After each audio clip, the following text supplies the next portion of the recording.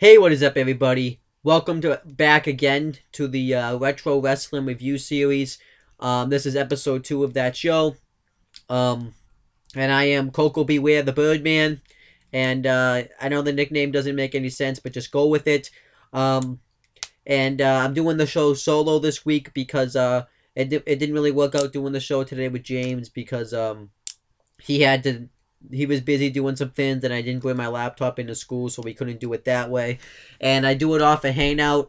Um but Google Hangouts had a lot of technical difficulties lately, so it's probably just easier to do it this way. Um and Since I'm doing the show solo, me and James were originally supposed to review we were originally supposed to review King of the Ring from 1997, but that's not going to work out because I didn't see the show yet. So what I'm going to do is, anytime I end up doing the show solo, I'm just going to review a Raw that I reviewed on the Massasoit Wrestling Corner, which you can check out right up here. Because it's probably just easier for me to do it that way. And technically, you didn't really get to hear my intake on it just solo, so if you want to listen to my intake on it solo, then I'll do it this way. Um, so, let's talk about it. The Raw I'm going to be reviewing is Raw from March 30th, 2015. And this was the Raw the night after WrestleMania 31. And these are usually, the Raws the night after WrestleManias are always the most exciting Raws because you never know what's going to happen. That's when the fans are usually wired up because these are the hardcore fans. So you get to see a lot of that. What I'm going to do is I'm going to make smaller videos and combine them to the big video. I'm going to watch the pre-show and then come back and review that. And then I'm also going to watch the actual show itself and then come back and review that. So I hope you guys enjoyed this review, and I'll be back to review the pre-show in a couple of minutes. Okay, so we have the pre-show. We have Byron Saxton, Corey Graves, and David Otungo on the panel. And they do the panel like inside the arena, which I always hate that they did that because and I'm glad they got away from that because it would be so hard to hear what the people are saying, because if someone came out to have a match or something like that, you wouldn't really be able to hear them because you would have to listen to the music play or something like that. So I'm glad they have it at headquarters now. And they pretty much just run through all the angles that have taken place because WrestleMania 31 was the night before. So that's kind of what they did. They talked about how Seth Rollins had won the WWE World Heavyweight Championship when Brock Lesnar was defending the belt against Roman Reigns, and he cashed in his briefcase, and that was the first time they'd ever shown that. They talked about that for a while. They even showed his appearance on the Today Show when he came in with the WWE World Heavyweight Championship. They talk about Sting's first match in the WWE when he faced Sting. Wait, sorry, I botched that. They talked about Sting's first match in the WWE when he faced Triple H, and how they had that epic confrontation with DX and the NWO. And then they talked about how after Triple H beat Sting, they talked about how Triple H and Stephanie McMahon ended up getting their asses kicked by The Rock and Ronda Rousey. And then they talked about the Undertaker's return when he returned to face Bray Wyatt. This is the first time we had seen him since his streak had been broken. They talked about Big Show winning the Andre the Giant Memorial Battle Royal and Damian Mizdow finally turning on the Miz. And then they talked about John Cena finally beating Rusev's undefeated streak and becoming the brand new United States champion. And what else did they talk about? And they talked about Daniel Bryan becoming the new Intercontinental Champion and how he beat 7 guys in a ladder match. And they announced some matches, some stuff that's gonna happen on Raw. How Seth Rollins is gonna be there. How Brock Lesnar is gonna be there. And they announced that John Cena is gonna have a United States Championship Open Challenge. He's just gonna have an open challenge, and anybody can come out and face him for the United States Championship. And they also announced that Daniel Bryan's going to defend the Intercontinental Championship against Dolph Ziggler. That's really it. I figured, though, I just kind of go through it because this is the way for me to talk about the storylines. and kind of what was happening going into this episode of Monday Night Raw. So now that I've actually kind of did a little bit of a background check, let me actually talk about Raw I'm not gonna go into too much detail for the background check because this Raw wasn't really too long ago. It was this year. So now that I've done that, let me actually watch the episode of Raw and give my thoughts on it. So let's do that now. Okay, so now we get to the actual show itself. Sorry this took me so long to make this part, but it took me a while to watch the show because I kind of fell asleep. So let me just get right into it. We get the real show. We have okay, we have JBL, Michael Cole, and Booker T on commentary for the show. That's gonna change later on, which you'll understand what I mean by that. And it kicks off immediately with Brock Lesnar and Paul Heyman coming out. And normally when Brock Lesnar shows up on Raw, he's in his sweats and like his t-shirt, but he came out and he was in his MMA shorts and he was in his wrestling attire. And you knew, and when I saw this, I knew at the time, I knew that Brock Lesnar meant business, and it was great. And Paul Heyman pretty much talked about how Brock Lesnar destroyed Roman Reigns last night. He gave him suplex after suplex after suplex, which he likes to call which is what Lesnar likes to call German suplex city, bitch. And then Lesnar and Paul Heyman says when Brock Lesnar got bored, he was going to put Roman Reigns away with the F5, but then that slime Seth Rollins came in and hit 2 curb stomps onto both men and stole his title. And he talks about how Lesnar was never pinned to get to lose his title. So originally, one of Paul Heyman's father was a lawyer, so technically he could file an injunction and have the title held up, and then eventually the title would get back to Lesnar. But Brock Lesnar doesn't like lawyers; he thinks they're scumbags. So Brock Lesnar wants to invoke his rematch clause tonight, and he says that Stephanie McMahon comes out and says that and Brock Lesnar's face, by the way, was all kind of like bruised up a little bit, like he had some cuts on his face from the match with Roman Reigns last night as well. And Stephanie McMahon says that Seth Rollins isn't there right now because he had to go he had to go be a part of the Today Show, but he said that when Seth Rollins comes back, Lesnar will have his rematch. And then Paul Heyman says that tonight Brock Lesnar is going to eviscerate Seth Rollins, and then he's going to either pin or submit him, and Brock Lesnar will once again be the reigning and defending WWE World Heavyweight Champion. Thought this was a great way to start off the show, and it was really exciting. And the fans were great here. They chanted Suplex City. It was awesome. So then we get the first match on the show. We get an Intercontinental Championship match between Daniel Bryan and Dolph Ziggler. Bryan was defending the belt here, and Bad News Barrett was doing commentary for the match because Bad News Barrett was the champion going into that ladder match I talked about last night. So obviously he wanted his rematch, so they wanted to have him in on guest commentary here. And technically the reason also this match was happening was because before the ladder match, Dolph Ziggler had scored a couple of victories over Daniel Bryan, and they were the last two fighting it out on the ladder before Bryan won, so it made sense for him to have a match, and it was a nice little match to excite the crowd. And this was a great match. I thought it was really great. Everybody says this is like an awesome match. I don't think it's awesome, but I do think it's a great match.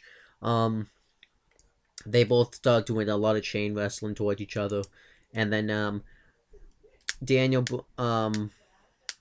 Dolph Ziggler does a crossbody, taking himself and Bryan outside the ring. I thought that was cool, and then he hit this. He does this head scissors that he usually does like on the floor, and he does like his version of like a pile driver, which I thought was cool. And then Daniel Bryan hit a couple of drop kicks in the corner, and then he went to do his Hurricane Rana off the top, but Ziggler moved out of the way. Then Bryan hit a back suplex off the turnbuckle, and then Bryan went to run at at Ziggler, but he caught him with a super kick, but Bryan kicked out of it. And then eventually, they started exchanging headbutts, and Bryan hit the running knee on Ziggler and got the victory and retained his Intercontinental Championship. Then afterwards, Bad News Barrett attacked Bryan, and then who returned? None other than Sheamus. They had been hyping up Sheamus's return for weeks, and he finally returned on the show, which I thought made sense because normally the night after WrestleMania they do a lot of the big returns, and Sheamus saves Bryan, and he is standing his ground, and Bad News Barrett runs away, and then Sheamus bro kicked Bryan, which he turned heel at right here, which I thought was awesome. And then he just viciously assaults Ziggler and hits the white noise on him. I thought this was great, and this is when Sheamus has the look that he has now, so I thought this was great. This would have been so much better if they had actually had Sheamus win the IC belt instead of him being the WWE World Heavyweight Champion right now. The belt that he was originally supposed to contend for was the Intercontinental Championship, not the WWE World Heavyweight Championship. So, yeah. And then it showed a nice little video package for the WWE Hall of Fame and showed everybody who was in it. And if you want to check out my review of that, that's where I talk about it. So you don't really need to. I'm not going to go through that. And then we had an 8-man tag team match. It was the Ascension, Cesaro, and Tyson Kidd with Natalya inside. And at the time, Cesaro and Tyson Kidd were the reigning, defending WWE Tag Team Champions. And they wrestled Kofi Kingston, Big E, and the Lucha Dragons with Xavier Woods inside. This is when the New Day was still face, and they were kind of starting to transition into heels because everyone started doing the New Day sucks chant, which I thought was a great call because they needed to be heel because that babyface one they were doing was just not working. And this was the Lucha Dragons' debut on the main roster from NXT. And I actually thought this was a nice, solid 8-man tag team match here. So Kalisto really shined in the match. I thought he hit a sick move where he jumped on Cesaro and then did a backflip off of him. I thought that was cool. And then the heels get the heat on Sin Cara for a while, and then eventually Kofi Kingston gets the hot tag, which everybody booed. Eventually and one other spot is I always liked the spot when Cesaro would do the swing and then Tyson Kidd would do the drop kick. They did that to Sin Cara in the match. And then eventually Cesaro catches Tyson Kidd slingshots Kofi into an uppercut, but then eventually Victor tags himself in, and that causes some dissension because Cesaro could have won the match right there. And Kofi tries to roll up Victor, but he kicked out of it. And then eventually he tags in Kalisto. He starts hitting all of his moves on Victor. And then everybody starts taking out each other. Everyone dives on everybody. And then eventually Kalisto beats Victor with the Salida del Sol. So I thought this was a nice solid 8-man tag team match here and a good way to debut the Lucha Dragons. I really wish they would. Well, technically Sin Cara had already debuted, but this was Kalisto's debut, but this was their debut as a tag team. I really wish they would have done more with the Lucha Dragons. They're in a decent spot right now, but I really would, because it feels like they really kind of dropped the ball. They could have done something special with the Lucha Dragons, but that didn't happen. And then Brock Lesnar's backstage, and we find out Seth Rollins has arrived, and Brock Lesnar says he's here, let's go. Like Paul Heyman tells him that, so that was cool. So then we got Seth Rollins defending the WWE World Heavyweight Championship, and he had J&J Security ringside, and Rollins defended it against Brock Lesnar with Paul Heyman ringside, and they even marked this as Brock Lesnar's first match on Raw since in a decade, because I think the last match he had on Raw was like in 2002. The match never starts. Rollins gets out the ring and says that he's not interested in defending his title. He has a fighting champion, but he has an injured foot from when he curb stomped Lesnar and Reigns last night. I thought that was a nice way to add salt on the wound. And then after Rollins says this, Brock Lesnar just snaps. He goes like beast mode. He immediately just goes right on the floor, goes right after Rollins, beats the crap out of him. He tried to do a German suplex, but Rollins landed on his feet, so he tried to hit an enziguri. And then he just looks at him, and he continues to run away, and then he starts to take out J&J Security, and eventually that allows Rollins to escape. So Lesnar just loses it. He tips over the announcer's table and it falls right under JBL and Booker T. So they're just out of it. And then he tosses J&J Security into the Spanish announce table because they had that for the night after WrestleMania. And then Michael Cole tries to escape, but he catches Michael Cole, puts him in the ring, and lays out Michael Cole with an F5. And then he grabs one of the cameramen and picks him up like he's going to do the F5. But then Stephanie McMahon comes out and begs Brock Lesnar to put the cameraman down. And he just lays him out with an F5. So technically he did do what he told her to do. But, you know, obviously that's not what she meant. Hold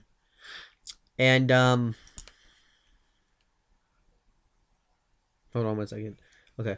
And then Stephanie McMahon says that he suspends Brock Lesnar indefinitely. And then after this, he just lays out the cameraman again. So I thought this was awesome. Obviously, this was to let Lesnar off TV because he had only had a certain number of dates that he could work. So they had to do this to write Lesnar off TV, and I thought it was great. This was like a really awesome segment, and I love it when anytime Brock Lesnar's on on Raw because Finns always feel different, and they always feel excited when he's on, and just chaos like this happens. So I love it when Lesnar's on. Just feels like it just gives the show a different feel to it.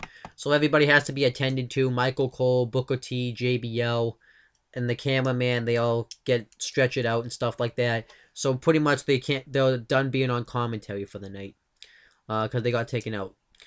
And we find out that Michael Cole had got spinal damage, but Booker T and JBL were banged up, but they weren't as banged up as bad as he was.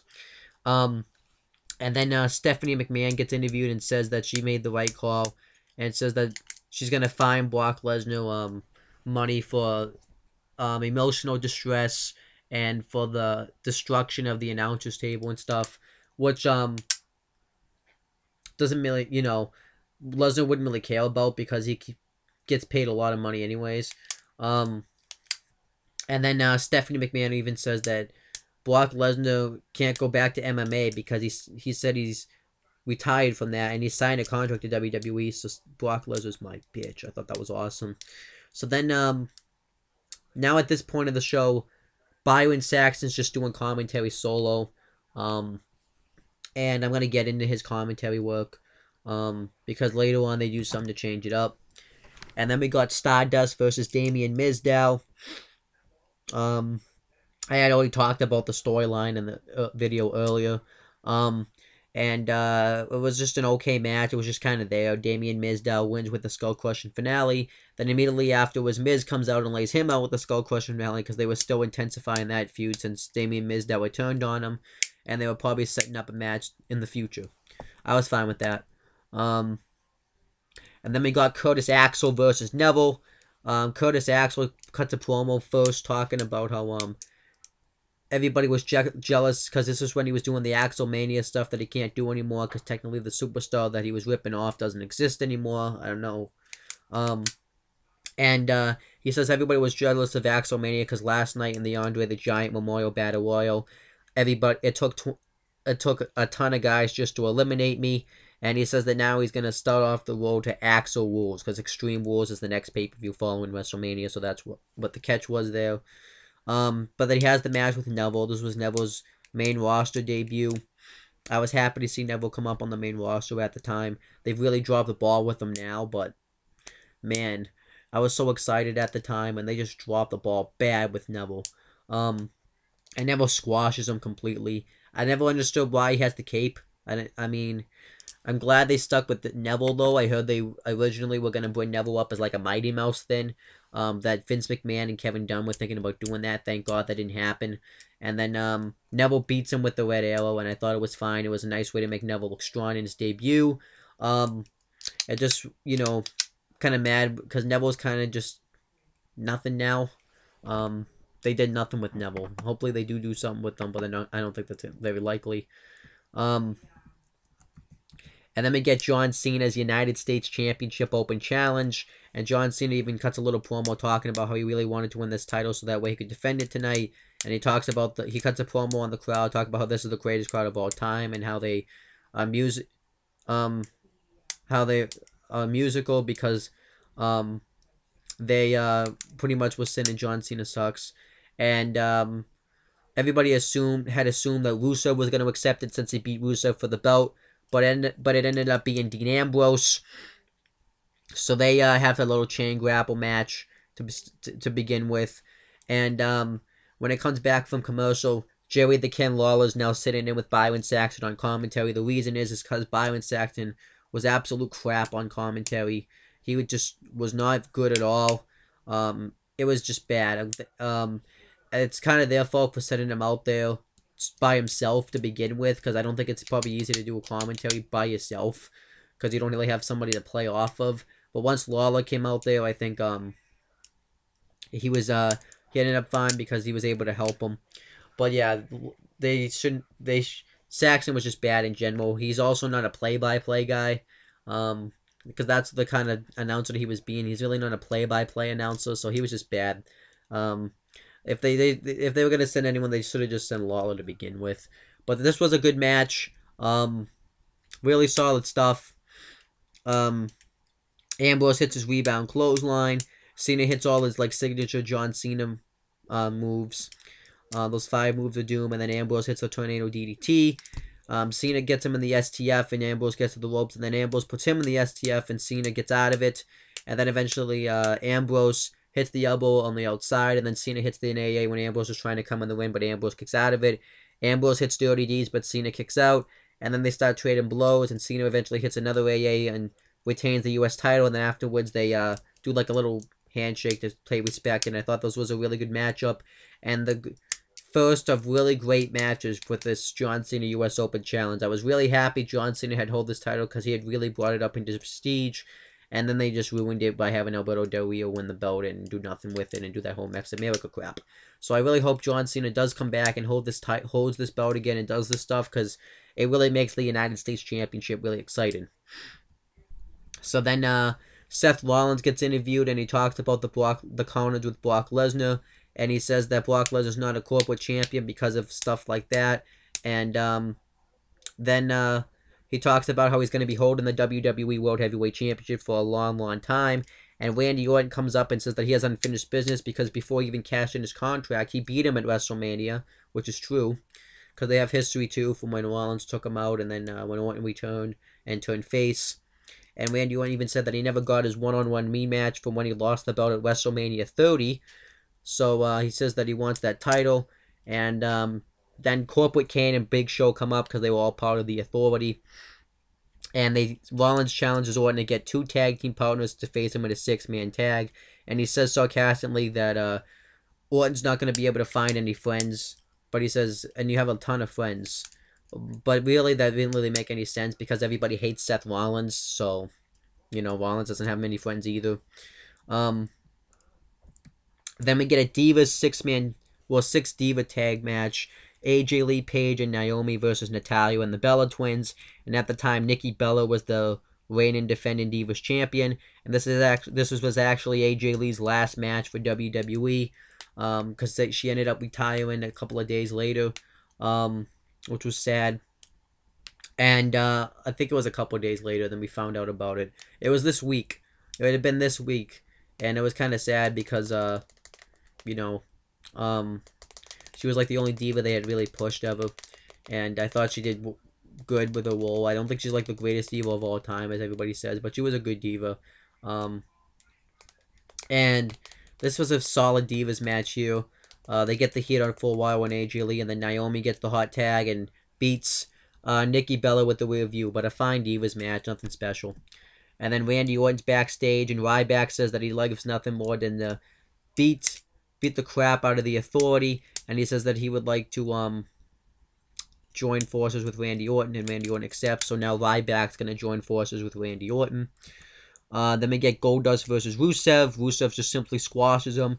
This was the main reason to show that Rusev was actually there tonight, because everyone had expected him to accept Cena's U.S. Open Challenge, but he didn't. But whatever. And he didn't come out with Lana because she was the reason he had lost the first match. But yeah, this was just unneeded. And then we get the main event. It's a 6-man tag team match. Seth Rollins, Big Show, and Corporate Kane versus Randy Orton, Ryback, and their mystery partner was Roman Reigns. I think everybody saw that coming. And Big Show had the Andre the Giant Memorial Battle Royal trophy out there because he had won that trophy. I always thought it was corny when he would stand out there, crosses his arms like this. It was just really corny. But this match wasn't bad. It was just kind of a letdown for the main event of the night after WrestleMania. Usually they like to do something exciting, but they didn't really do anything there.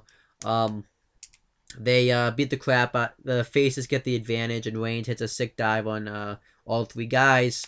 And then they get the heat on Randy Orton for a while.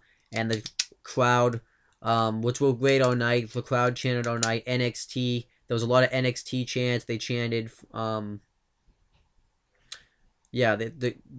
The crowd, I don't think was as great, but I heard the crowd this night had gotten silenced by WWE, which, I'm not really a fan of.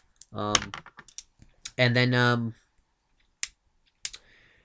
the crowd started doing the waves, so Rollins acted like he got pissed, saying that he's the champ. So then Orton hit a superplex, and then he was able to get the hot tag on Roman Reigns. He starts going off on Kane, and then he goes to take out Big Show, but with the Superman punch, but Big Show catches him in a choke slam, and then he turns it off over, and he jumps over Big Show out of it, and does it to Kane anyways, and then Big Show spears him, Ryback show shocks him, and then Seth Rollins curb stomps him, which was his old finish, but he can't do that finish anymore because it's banned. And then Reigns is gonna spear him, but Rollins escapes, and then Kane's gonna choke slam Reigns, Orton hits an RKO on him, and then Reigns spears him for the win. And then that was the end of Raw. But it's not the end yet, because there's one more thing I gotta talk about. Okay, so now we get the WWE Network exclusive for this show, and we still had Saxton and Lawler on commentary for it. And it was pretty much a Stin speaking after competing in his first WrestleMania. Now, a couple of complaints. One, that Stin didn't win to begin with because he really needed to win. It was his first match, and he really needed to look credible, and he didn't win. It made Stin look like a joke. It was stupid. The second is I never got why they couldn't fit this on Raw. I understand this would get people to want to subscribe to the network, so I can understand that reason, but I just thought it was kind of disrespectful. They were able to get Rusev versus Goldust. They were able to put that Divas tag team match, 6-man tag, did 6 Divas tag, but you couldn't fit Stin on Raw. I mean, I'm not trashing the Divas, but I think Stin is more acceptable. You were able to get Mizdow versus Stardust, but you couldn't find a way to squeeze Stin on Raw this week. That week, anyways. I thought that was stupid. But he comes out, and he talks about how he came up a little bit short, but he's ready to, he's ready to see what things come his way for WWE in the future. Everybody started chanting Undertaker because they want to see Taker wrestle Stin, which isn't going to happen now because of that injury he suffered at Night of Champions when he wrestled Seth Rollins. And then Bo Dallas comes out and he talks about how he met Stin when he was a kid, and then he painted his face and he didn't wash his face. He didn't wash his face for days, and he says that you came up short in Levi's Stadium at WrestleMania, but to succeed in WWE, all you have to do is believe, and then Stin lays him out with the Scorpion Death Drop. This was fine. Like I said, it wasn't anything special. And I'm just kind of mad that they couldn't squeeze Stin in on Raw. But overall, the Raw episode for March 30th, 2015, I do say is a really good show. I think everything's at least good. There's a few. The only dud really is Byron Saxton's commentary solo and Rusev versus Goldust. That wasn't needed. What else was? But everything was pretty watchable. The stuff with Lesnar was great. The 6-man tag was watchable. I don't think it was the right to main event, but it was watchable. The The Intercontinental Championship match was great. The debut, you had the debut of the Lucha Dragons, the debut of Neville. You also had the Divas match, which was good. It was AJ Lee's last match, so it made something to me, and it was just a good show. It flowed really well, so I thought this Raw was good. But I would definitely recommend you check this out on the network. If I had to rate it, I'd probably rate it a 7 out of 10. It was a good show, and I definitely would recommend you check it out on if you have the WWE network. But that's pretty much it, guys. I'll see you guys when I do this episode. When I do the next episode next week. And I'm not sure who I'm doing it with. If I'm doing it with James, and we're gonna review Canada in 1997, or if I'm just gonna do it solo and I'll review something else. But that's pretty much it, guys. I'll see you next week.